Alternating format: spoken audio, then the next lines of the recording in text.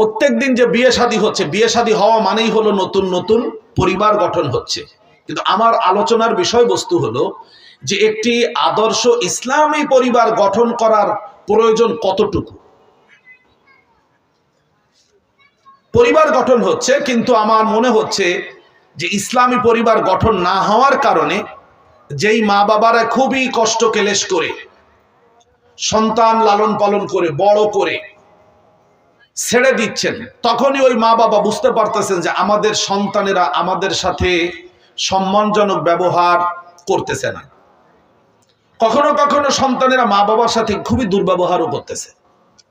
খুলনা শহরে এর দৃষ্টান্ত একদম কম না, যে কারণে মা বাবারা তখন বুঝতে পারে যে কি করলাম। অনেকে আফসোসের সাথে আমাকে জড়ায় ধরেন, আমার সাথে যারা কথা বলেন আফসোস করে যে করলাম কি সারা জীবন। আমি এজন্য আজকে যারা মুরব্বীরা এখানে বসা আছেন, হয়তো তাদের কিছু অনুভূতিতে কাজ করবে যে এই কাজগুলো তো আমাদের মনে হয় ঠিক হয় নাই অথবা ভুল হয়ে গেছে। আর যারা যুবক বিয়ে করেন নাই, তাদের জন্য কিছু সংবাদ থাকবে। তারা ভবিষ্যতে যখন বিয়ে করে নতুন পরিবার গঠন করবেন, তখন তাদের আসলে কি কি করতে হবে আর কি কি করা যাবে না, এই বিষয়গুলি নিয়ে আমরা মাঠে ময়দানে কথাবার্তা খুব কমই হয়। আমরা মাহফিলে আসি, কোরআন হাদিসের কথা শুনি, এক একজন এক এক জায়গা থেকে কথা বলেন। তো এই জন্য আমি আপনাদের সামনে আজকে যে কথাগুলো বলবো একদম নিতান্তই আমাদের কথা। আমি এই ব্যাপারে আপনাদের সামনে কোরআন থেকে কথা বলবো, তবে তার আগে ভূমিকায় কিছু কথা বলে নিতে চাই, আপনারা মনোযোগ দিয়ে শুনবেন। আর আমি অনুরোধ করলে আপনারা হাঁটা দেবেন, সেই জন্য বলতেছি যে কুয়াশা মাথায় নিয়ে দাঁড়ানোটা মনে হয় একটু কষ্ট হচ্ছে। যদি আপনারা মনে করেন যে এখানে বালুর মাঠ, ঠান্ডা যথেষ্ট কম, বালুর মাঠ হওয়ার কারণে মাঠে হলে একটু ঠান্ডা থাকতো, যদি সুযোগ হয় ভেতর এসে বসেন। আমি এই তো ঘন্টা খানেকের একটু বেশি কথা বলবো, এর মধ্যেই মোনাজাত করে দেবো ইনশাআল্লাহ। প্রথমেই আসবো, আপনারা মনোযোগী হয়ে আমার সাথে একটু সহযোগিতা করবেন। সহযোগিতাটা হলো, আমি মনিরুজ্জামান এখন এখানে বসে কথা বলতেছি। আমি জুমার পর থেকে দৌড়াচ্ছি, কতগুলো মিটিংয়ে অ্যাটেন্ড করেছি, সেখান থেকে আবার এসে অজু কালাম করে নামাজ আদায় করে আবার এখানে এসে বসলাম। এর কারণ হলো আমি মনিরুজ্জামান, আমি দুইটা জিনিস মিলে একজন মানুষ। একটা হলো আমার দেহ, আর একটা হলো দেহের মধ্যে আল্লাহ তাআলা আমার আত্মা দিয়েছেন। দেহ আর আত্মা দুটি একসাথে আছে বলেই আমি মনিরুজ্জামান মানুষ, এবং মানুষ হিসেবে যত দায় দায়িত্ব আমার কাঁধে আসে তার অধিকাংশটাই আমি পালন করতে পারতেছি, আপনারাও তাই। তাহলে আমরা একটা কথা ছোট্ট করে বুঝলাম যে আমরা দুইটা জিনিস মিলে মানুষ। কয়টা? একটা হলো দেহ, আর একটা হলো দেহের মধ্যে আত্মা। আশা করি সবাই এ ব্যাপারে একমত, ছোট বাচ্চারাও একমত। কারণ ছোট বাচ্চারাও জানে যে একটা মানুষের দেহে যদি আত্মা না থাকে ও তো একটু মরা। আমি আজকে যে বিষয়ে কথা বলবো, আমাদের দেহ থেকে যদি আত্মা আলাদা হয়ে যায়, তাহলে আপনারা দেহটাকে কি বলবেন? লাশ। আর যদি মানুষ বলেন, তাই মানুষের সাথে আর একটা শব্দ যোগ করতে হবে, মরা মানুষ। যেই মানুষটার দেহের মধ্যে আত্মা নেই, আমরা তাকে কি বলবো? মরা মানুষ অথবা লাশ। যদি একটা গরুর দেহে আত্মা না থাকে, তাহলে আমরা কি বলবো? মরা গরু। আশা করি আপনারা বিষয়টা বুঝতে পেরেছেন। আমি এবার আপনাদের কাছে খোলামেলা জিজ্ঞেস করব, বলুন তো, আমরা কি দেহের কারণে মানুষ নাকি আত্মার কারণে মানুষ? আবার বুঝে শুনে উত্তর দেন। আত্মার কারণে মানুষ না। আমি আবার দ্বিতীয় প্রশ্ন করার পরে সবাই ভাবিছেন যে মনে উত্তর ভুল হয়েছে, মানে উত্তরটার ব্যাপারে আপনার আত্মবিশ্বাস কতটা সেটা যাচাই করার জন্য দ্বিতীয়বার প্রশ্ন করেছি। ইংরেজিতে বলে কনফিডেন্সি বা কনফিডেন্ট, কতটা সত্যিই আমরা আত্মার কারণে মানুষ, দেহের কারণে আমরা কেউ মানুষ না।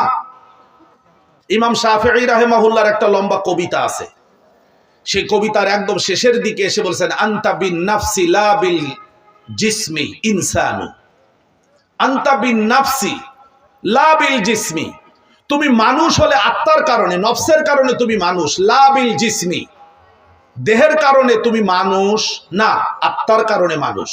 আমি যদি দেহের কারণে মানুষ হই তাহলে ওই মানুষ শব্দটার আগে আর একটা শব্দ যোগ করতে হবে, মরা মানুষ। কি বলেন সবাই বলেন? ঠিক ঠিক করলে হবে না, ঠিক ঠিক তো কইলাম না, মুখস্থ করতে হবে যা পড়াচ্ছি, মরা মানুষ।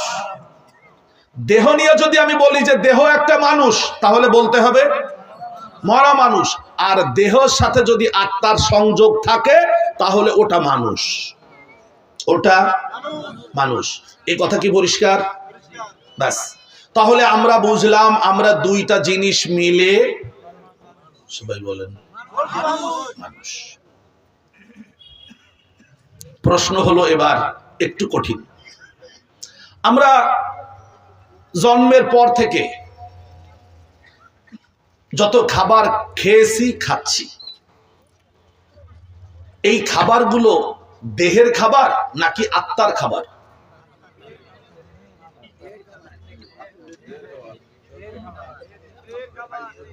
এই যে ধরেন এই জায়গাটার নাম আমরা সবাই জানি নজরুল হোটেল। এই নজরুল হোটেল, এই নজরুল হোটেলে যে খাবার করা হয় এটা কি দেহের না আত্মার?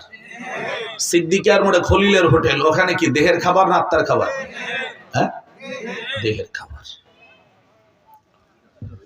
খুলনা বড় বাজারে যত মালামাল আছে, শুধু হেলাতলা হাতে গোনা 6 থেকে 7টা দোকান ছাড়া বাদবাকি ব্যবসায়ী কেন্দ্রে যে খাবারগুলি, যে জিনিসগুলি ক্রয় বিক্রয় করা হয়, মানুষেরা কেনে বেচে, কিসের খাবার?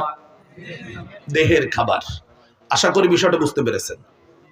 আমি এবার জানতে চাইছি, আল্লাহ তাআলা যেহেতু দুইটা জিনিস দিয়ে আমাদেরকে মানুষ বানিয়েছেন, যৌথভাবে দুইটা জিনিস একসাথে আছে, তাহলে আমরা যে জন্মের পর থেকেই শুধু দেহের খাবার খাওয়াচ্ছি দেহকে, আত্মার খাবারের কি প্রয়োজন আছে? কিন্তু আমরা তো আমাদের আত্মাকে খাবার দিচ্ছি না। কাকে খাবার দিচ্ছি না? আত্মাকে। আমরা যদি আত্মাকে খাবার না দেই তাহলে সত্যি করে বলুন তো, আমি আসলে দুর্বল বানাচ্ছি কাকে? আমাকে নাকি দেহকে? আমাকে দুর্বল বানাচ্ছি। আত্মাকে মানে, আত্মা মানেই তো আমি। আত্মা মানেই কি? এই যে সাইদুজ্জামান বলল যে আমি জানি না স্টেজ থেকে নামতে পারবো কিনা। যদি দেহ থেকে আত্মা বের হয়ে যায় তাহলে তো সাইদুজ্জামান চলে গেল, সাইদুজ্জামানের লাশ থাকলো। মনিরুজ্জামানের দেহ থেকে আত্মা বের হয়ে গেল, মনিরুজ্জামান চলে গেল। কোন ফাঁক দিয়ে কোথা থেকে গেল কেউ জানে না, কিন্তু থাকলো পড়ে কে? মনিরুজ্জামানের লাশ। তাহলে আমি বলতে যে জিনিস আমার আত্মা, সেই জিনিসটাকেই আমরা খাবার দিচ্ছি না। তার যে খাবার, সেই খাবারটা আমরা তাকে না দেওয়ার কারণে সে দুর্বল হতে হতে খুব দুর্বল হয়ে পড়ে আছে। শুধু ব্যাপার হলো সে দেহ থেকে বের হতে পারতেছে না, যতক্ষণ না আল্লাহ তাআলা আজরাইলকে পাঠায় বলবেন যে ওইখান থেকে আত্মাটা নিয়ে চলে আসো। কথাগুলো কি বোঝা যাচ্ছে? আত্মার খাবার কি আমি আপনাদেরকে সহজ করে দিই। আবার বলবেন, আবার বলবেন। আত্মার খাবার হলো আল কোরআন। আল্লাহ রাব্বুল আলামিন দেহ সৃষ্টি করেছেন, দেহের খাবারও তিনি আসমান থেকে দিয়েছেন। তিনি আত্মা সৃষ্টি করেছেন, তিনি আত্মার খাবারটাও আসমান থেকে নাজিল করেছেন। যেহেতু আল্লাহ দেহ এবং আত্মা দুটোই সৃষ্টি করেছেন, সুতরাং দুটোর খাবারই আল্লাহ তাআলা দিবেন। এবং দুটো খাবারই আল্লাহ তাআলা রেখেছেন আসমানে। কোথায়? আমাদের দেহের খাবার এবং আত্মার খাবার দুটো আছে কোথায়? আসমানে। আল্লাহ কোরআনে তাই বলেছেন, সূরা যারিয়াত, ওয়া ফিস সামাই রিজকুকুম ওয়া মা তুআদুন। ওয়া ফিস সামাই রিজকুকুম, সূরা যারিয়াত 51 নম্বর সূরা, আয়াত নম্বর 21। তোমাদের রিজিক আমি আল্লাহ আসমানে রেখেছি, এবং তোমাদেরকে যা দেওয়ার ওয়াদা করেছি তাও আমি আসমানে রেখেছি। মনোযোগ দিয়ে কথাগুলো শুনবেন। তাহলে আমাদের রিজিক বলতে কিসের কিসের রিজিক? দেহেরও রিজিক, আত্মারও রিজিক। দেহের রিজিকটা আসমান থেকে বৃষ্টির পানির সাথে নাজিল হয়। আসমান থেকে বৃষ্টির পানি নাজিল হয়ে সেই বৃষ্টির পানিতে জমিনে গাছপালা উৎপাদন হয়, ফসল উৎপাদন হয়, সেইটা আমরা খাই, এটা আমাদের দেহের খাবার। ওই বৃষ্টির পানি মাটিতে নেমে সেখান থেকে খাবার তৈরি করে, সেটা হয় দেহের খাবার। আর আসমান থেকে সরাসরি কোরআন নাজিল হয়েছে, সেই কোরআন হলো সরাসরি আত্মার খাবার। এবার আপনারা মিলাবেন, আমরা আমাদের আত্মার খাবার দিচ্ছি কিনা? আমরা আত্মাকে তার খাবার না দেওয়ার কারণে আত্মাটা এত দুর্বল হয়ে গেছে যে আমাদের দেহটাকে সে টেনে বের করতে পারে না। কিভাবে? আমি একটা ছোট্ট উদাহরণ দিয়ে বোঝাতে চাই, আপনারা একটু আন্তরিকতার সাথে খেয়াল করলেই বুঝবেন। রেলগাড়ি চলে, তো রেলগাড়িতে আমি দেখি অনেকগুলি বগি থাকে, সাধারণত 10টা বগি থাকে। এই যে ইন্টারসিটি ট্রেন খুলনা থেকে রাজশাহী যায়, ঢাকা যায়, বিভিন্ন জায়গায় যায়, সাধারণত 10টা বগি থাকে। তো 10টা বগিকে টেনে নিয়ে যাওয়ার জন্য একটা ইঞ্জিন থাকে, ইঞ্জিনটা থাকে একটা বগির অর্ধেক, একটা বগির অর্ধেক। এই ছোট্ট ইঞ্জিনটা 10টা বগিকে তার দেহের তুলনায় 20 গুণ বড় একটা গাড়িকে টেনে নিয়ে যায়। কি করে? ইঞ্জিনকে খাবার দিলে, তার তেল, পেট্রোল, মোবিল যা যা লাগে সেগুলো দিলে তার মধ্যে এত শক্তি হয় যে সে তার দেহের থেকে 20 গুণ আর একটা দেহকে টেনে দৌড়ায়, 100 কিলোমিটার বেগে দৌড়াতে পারে।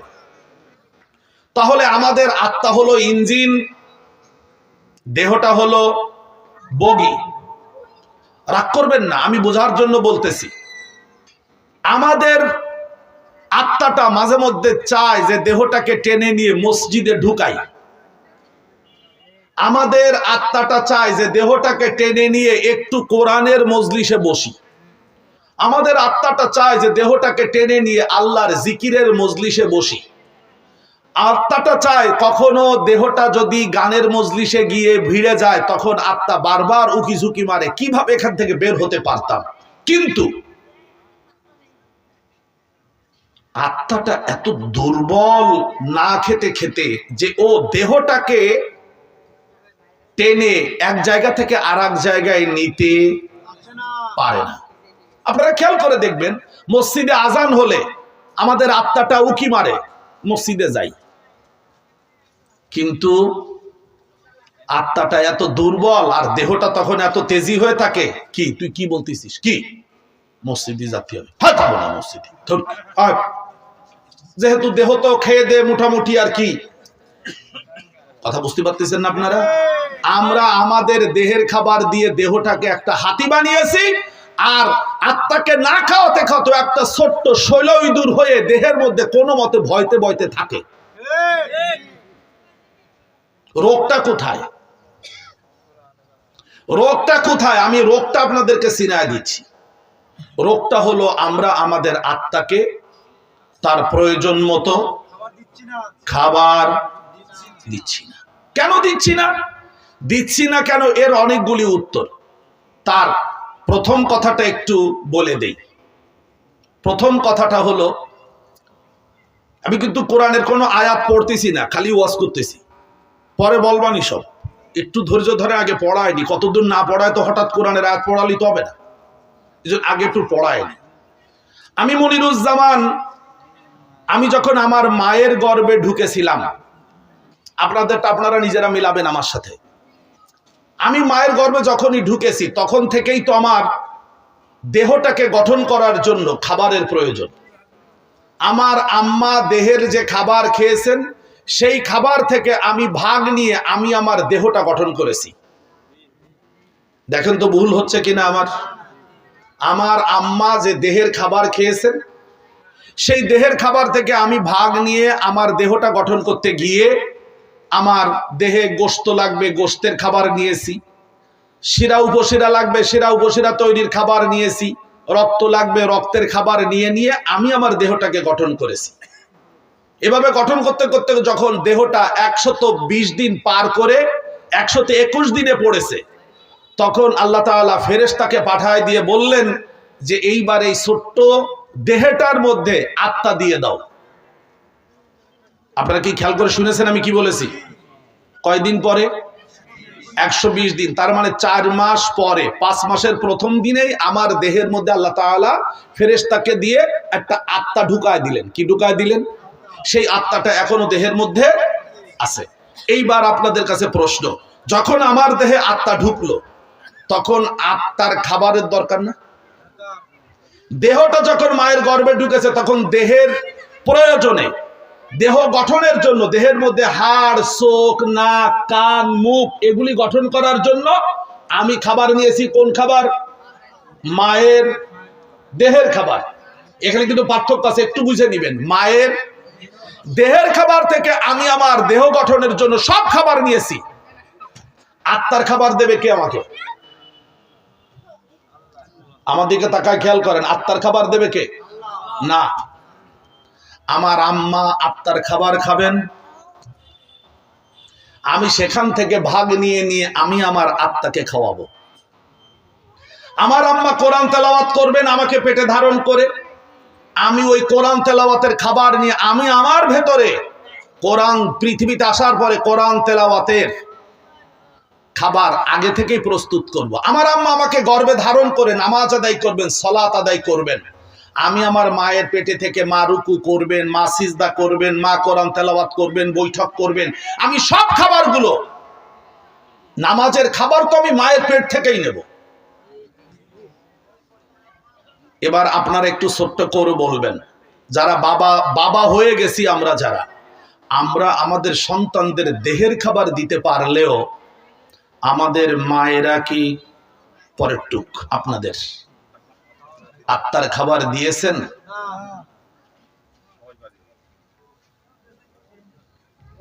যা দিয়েছেন মায়েরা সেটার পরিমাণ খুব কম।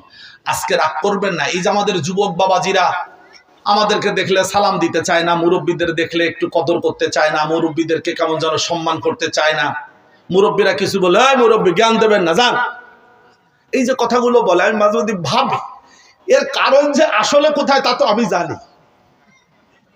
এর আত্মার খাবার সে, একজন মুরব্বীকে সম্মান করতে গেলে আত্মার খাবারের প্রয়োজন, একজনকে সালাম দিতে গেলে আত্মার খাবারের প্রয়োজন, কারণ সালাম হলো আত্মার খাবার।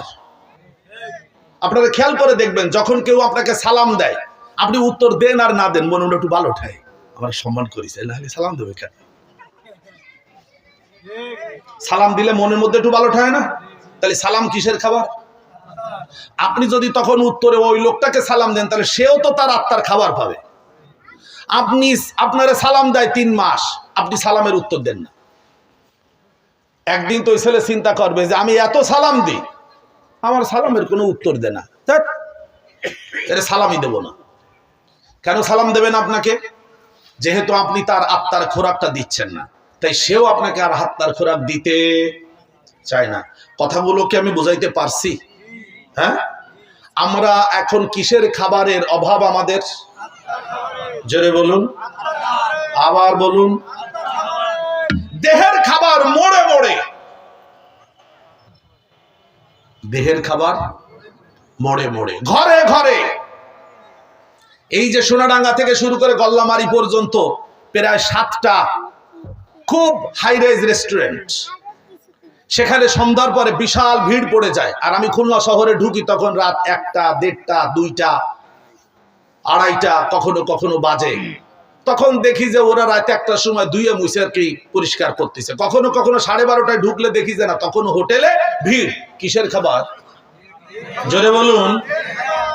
দরকার ছিল আত্মার খাবার দেওয়া।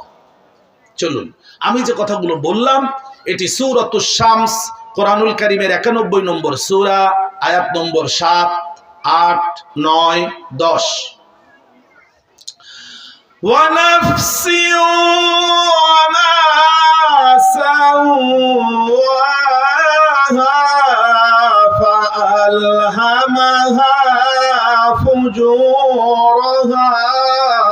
তাকওয়াহা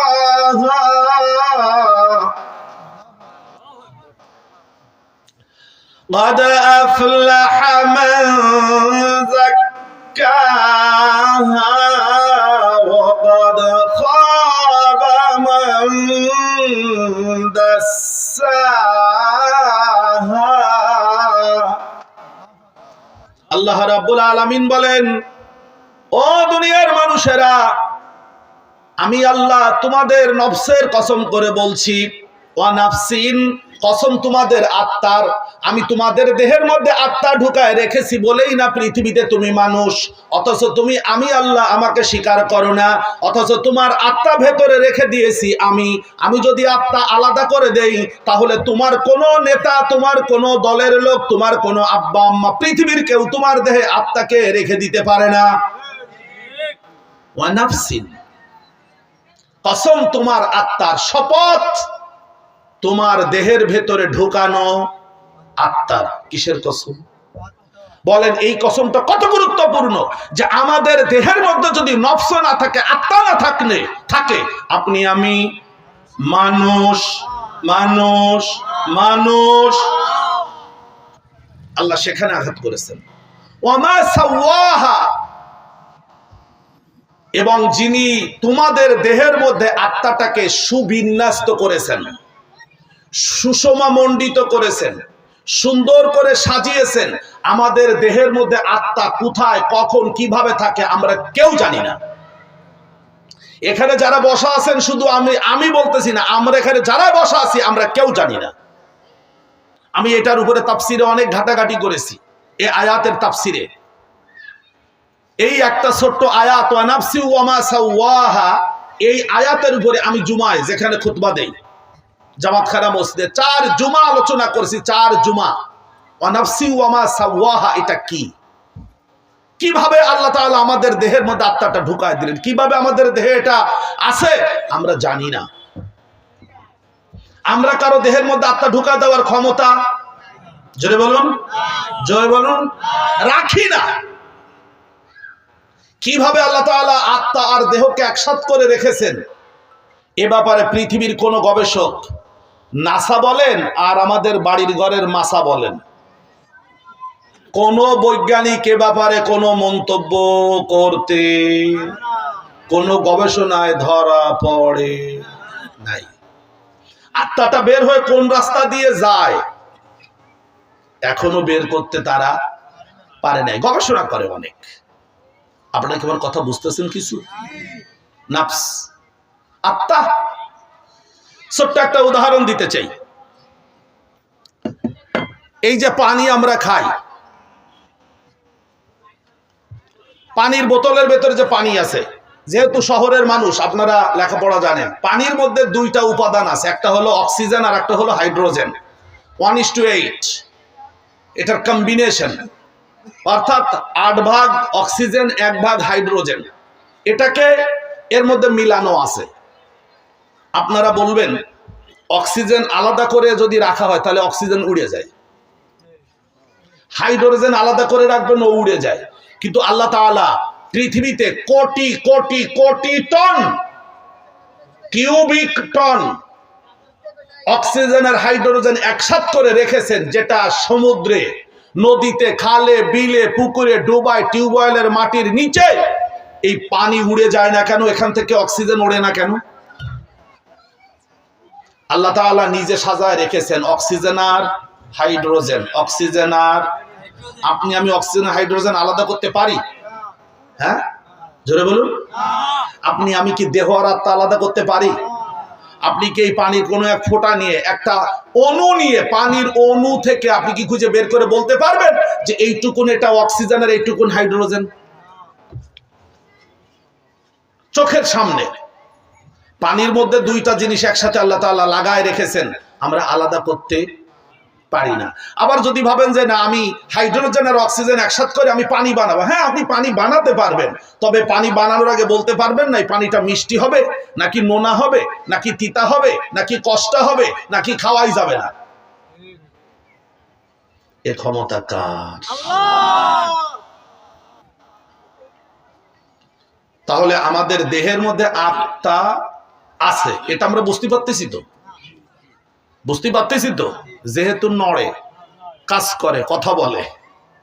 এইবার একটা মজার কথা বলি।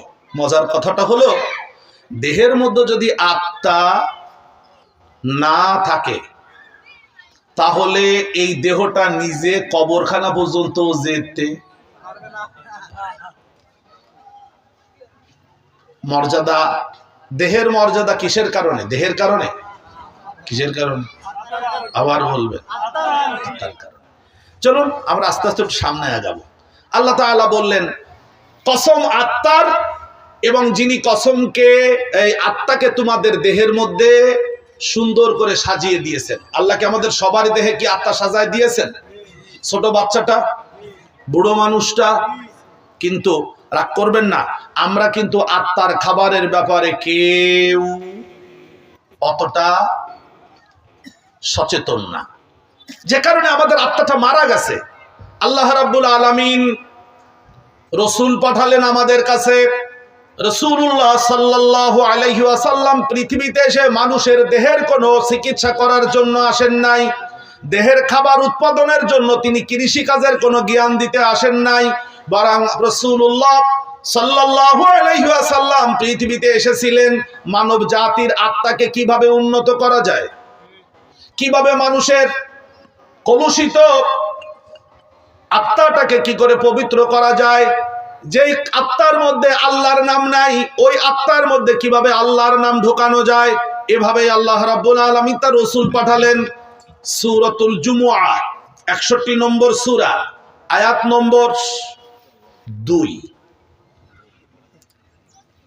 ভুল হয়েছে, 62 নম্বর সূরা, আয়াত নম্বর 2। হুয়াল্লাযী বাআসা ফিল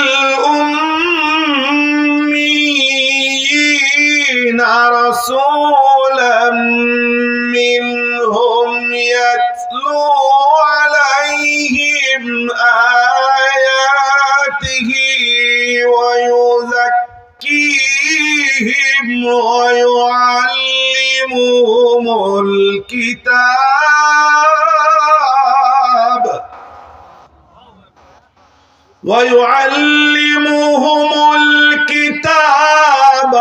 والحكمة وإن كانوا من قبل لفي ضلال مبين।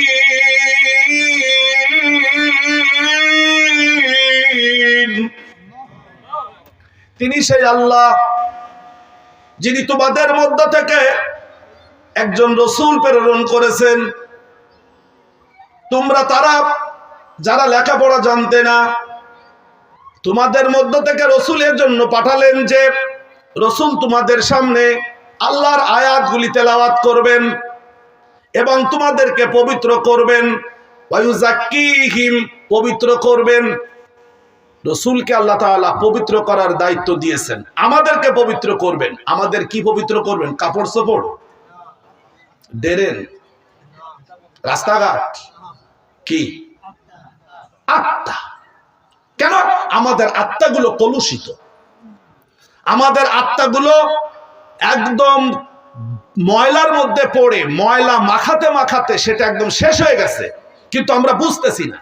যেটা আল্লাহ তাআলা সূরা শামসের মধ্যে বলেছেন, ওয়াকাদ খাবা মান দাসাহা,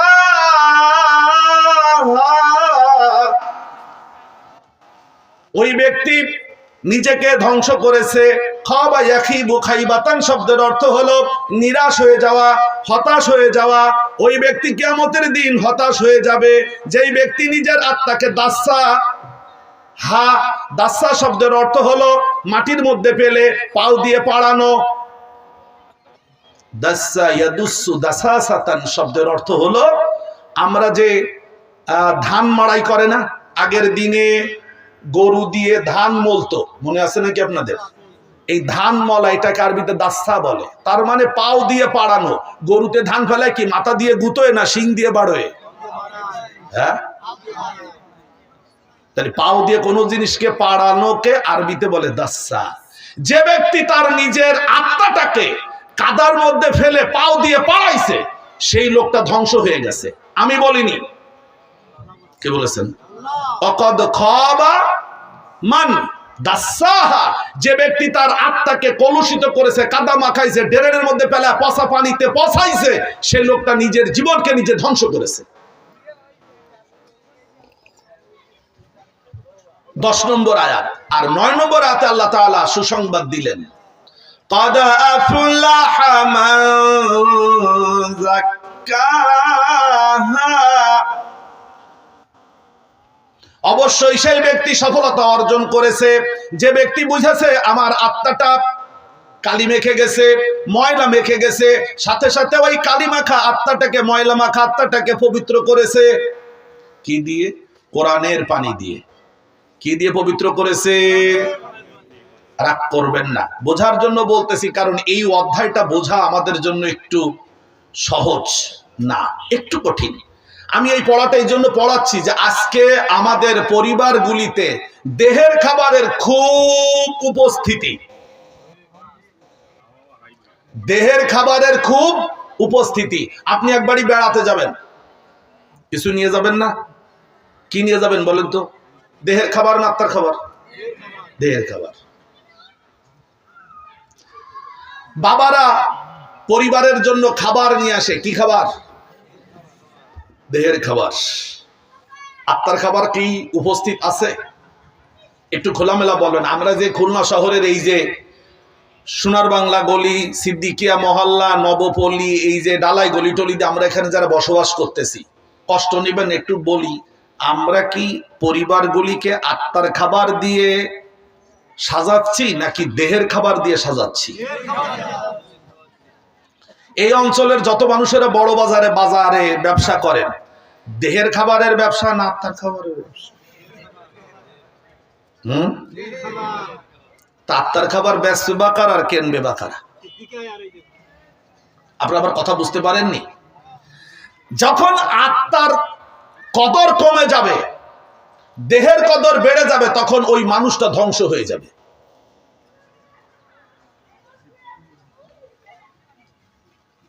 আল্লাহ রাব্বুল আলামিন তার রাসূল পাঠিয়েছেন। এই যে সাইদুজ্জামান একটা কথা বলেছে না, যে বাচ্চাদের অন্তত কোরআন তেলাওয়াতটা সহিহ হোক, কোরআন তেলাওয়াতটা শুদ্ধ হোক। এই কোরআন তেলাওয়াতটা কিসের খাবার? জোরে বলুন। এই যে বাচ্চাদেরকে, ছোট ছোট বাচ্চাদেরকে আমরা শিখাই সালাম দেবে, আমি সালাম দিচ্ছি, তোমরা উত্তর দাও, তোমরা সালাম দাও, আমি উত্তর দিচ্ছি। এই যে প্রশিক্ষণ দেওয়া, বাড়িতে গিয়ে আব্বাকে সালাম দেবে, আম্মাকে সালাম দেবে, এই সালাম দেওয়া নেওয়া, এটা কিসের খাবার? জোরে বলুন, জোরে বলুন। আমাদের সমাজ থেকে সালাম প্রায় বিদায়। কেন? এটা আত্মার খাবার, আমরা বুঝেছি না। সালাম দেওয়া লাগবে কেন? গুড বাই, শুভ সকাল, শুভ সন্ধ্যা, শুভ রাত, good night, good evening, good afternoon, good morning. কিসের খাবার দিচ্ছে এগুলো? সব দেহের খাবার, আত্মার খাবার নেই। রাগ করবেন না।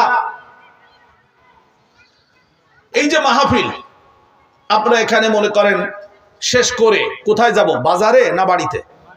বাড়িতে যাবেন, যাওয়ার সময় কি নিয়ে যাবেন? দেহের খাবার না আত্মার খাবার? দেহের খাবার। আত্মার খাবার নিতে হবে না? হ্যাঁ, আত্মার খাবার নিতে হবে। আত্মার খাবারটা কি? আল্লাহ তাআলা কোরআনে বলে দিয়েছেন, তোমরা যখন তোমাদের ঘরে যাবে, ঘরের দরজায় দাঁড়িয়ে জোরে সালাম দেবে। তোমার ঘরে যারা আছে তাদের সবাইকে উদ্দেশ্য করে সালাম দেবে। সালাম দিলে আমি আল্লাহ তাআলা 3টা জিনিস তোমাদেরকে দেব। কয়টা? দেখেন, পয়সা করি না কিন্তু, কিন্তু খুব দামি জিনিস। 1, তোমার পরিবারের সদস্যদেরকে আমি আল্লাহ আমার পক্ষ থেকে তুমি সম্মান করলে, সালাম দেওয়া মানে আমি আল্লাহ আমার পক্ষ থেকে সম্মানিত করলে তাদের। 1, আপনার পরিবারের সদস্যরা সবাই সম্মানিত হবে। কার পক্ষ থেকে? এটা কি পয়সা দিয়ে কিনা যায়? 2, তোমাদের ঘরকে আমি বরকতে ভরে দেব। 3, তোমাদের ঘরে নাপাক জিনিস থাকলে আমি তা বের করে ঘরকে পবিত্র করে দেব। কোরআনের আয়াত, আমি কোনো তাফসীর না, খোলামেলা। সূরাতুন নূর 24 নম্বর সূরা, আয়াত নম্বর 61। فإذا دخلتم بيوتا فسلموا على أنفسكم تحية من عند الله مباركة طيبة كذلك يبين الله لكم الآيات لعلكم تعقلون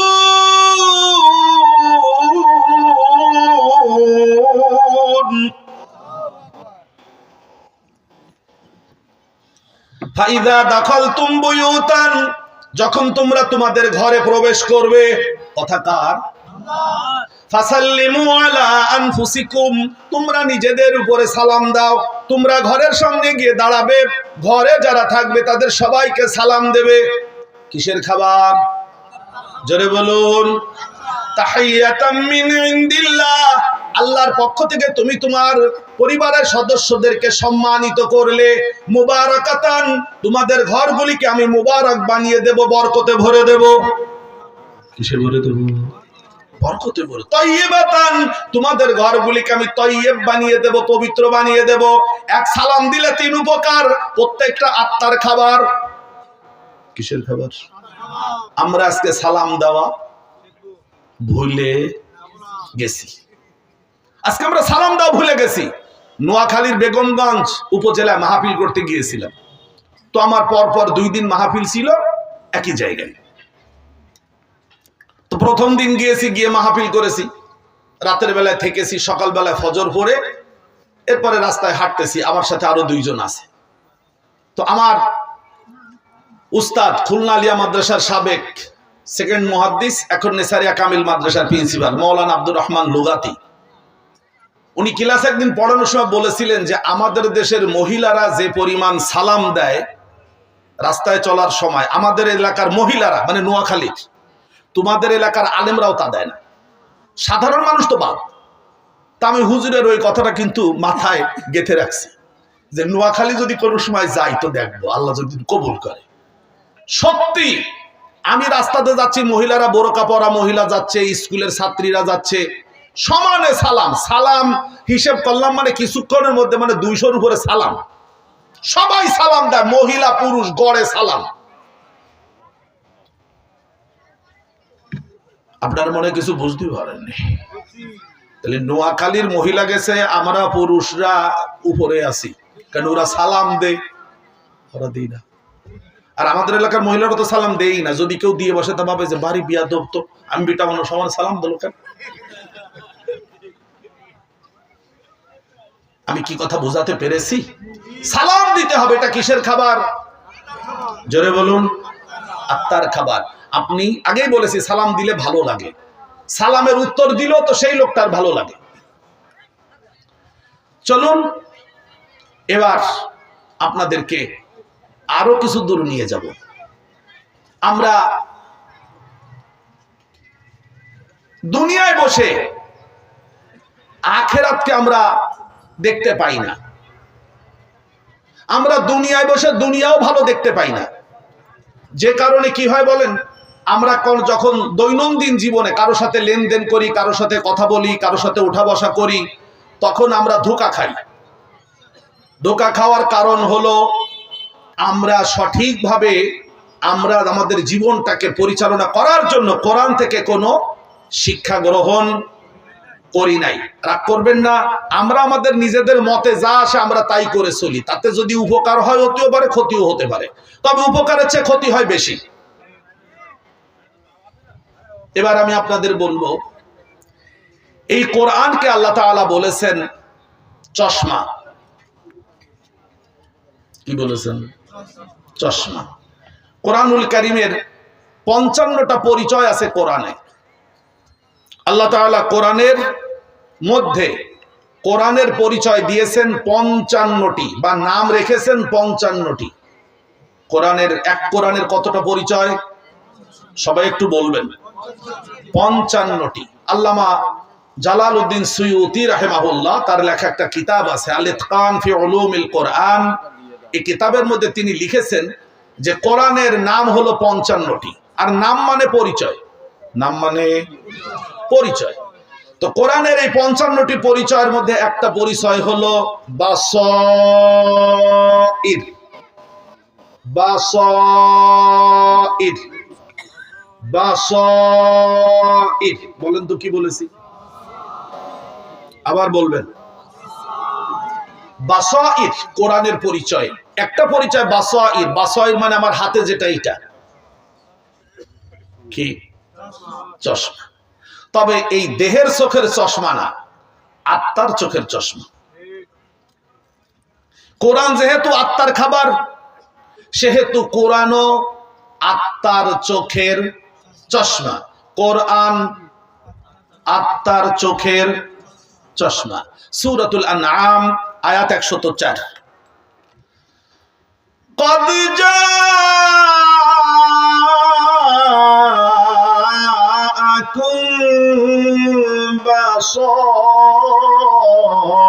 بصائر من ربكم فمن أبصر فلنفسه ومن عمي فعليها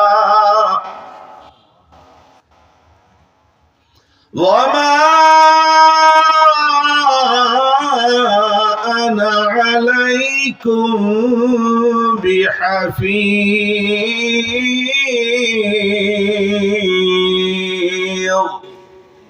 আল্লাহ রাব্বুল আলামিন দুনিয়ার সব মানুষদেরকে সম্বোধন করে ডেকে বললেন, ও মানুষেরা, কদ জাআকুম তোমাদের কাছে এসেছে বাসাইরু মির রাব্বিকুম। বাসাইরু মানে চশমা, মির রাব্বিকুম তোমাদের রবের পক্ষ থেকে। তোমাদের রবের পক্ষ থেকে তোমাদের কাছে এসেছে চশমা। It is clear insight.